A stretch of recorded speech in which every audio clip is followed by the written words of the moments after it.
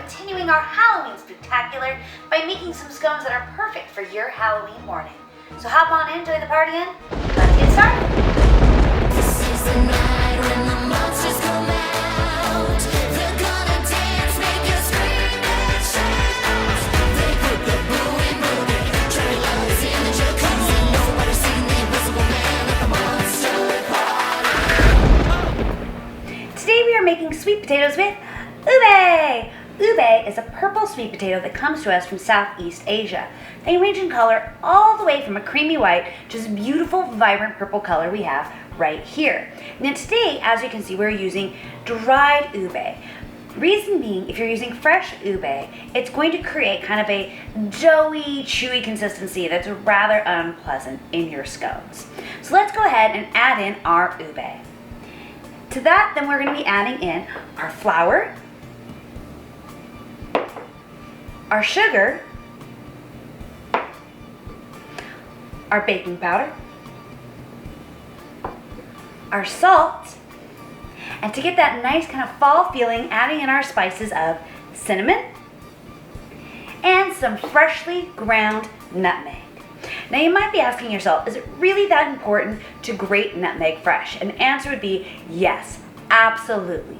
Now if you have pre-ground spices like my cinnamon, they're going to last you in your cupboard about 6 months before they start to lose quality and flavor. Now if you have whole spices, they're going to last you roughly 1 year. Now nutmeg is a little bit different in that it's going to last you a little over a year if you have it whole, and if you have it pre-ground, it's going to last you even less than that 6 months. So always have whole nutmeg. We got everything in there? So let's go ahead and mix it all up using a whisk. We want to make sure that we get all of our dry ingredients well mixed together before we introduce our wet, because we want to do as little stirring as possible so that way we can keep these nice, light, fluffy, and tender. So we're going to add in some cream, and then we're going to switch from mixing with our whisk to mixing with a spatula. That way our whisk doesn't get filled with globs and get all messy and difficult to use. So make sure when you're stirring that you're stirring very gently, as if you're making biscuits. We're trying to avoid creating that extra gluten so that way these are nice, light, fluffy, and tender. Beautiful. Now it's all mixed together, so we're going to go ahead and use a cookie scoop and scoop those up and put them into a preheated 400-degree oven.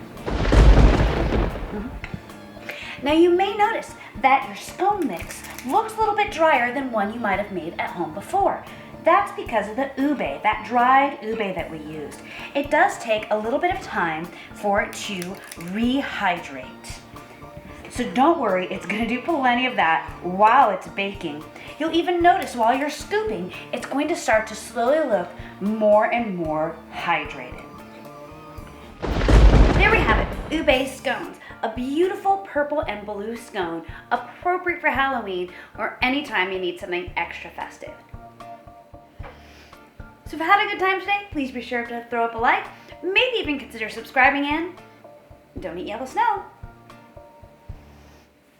I'm very confused why Ronald Reagan is on WDWNT. Anyway.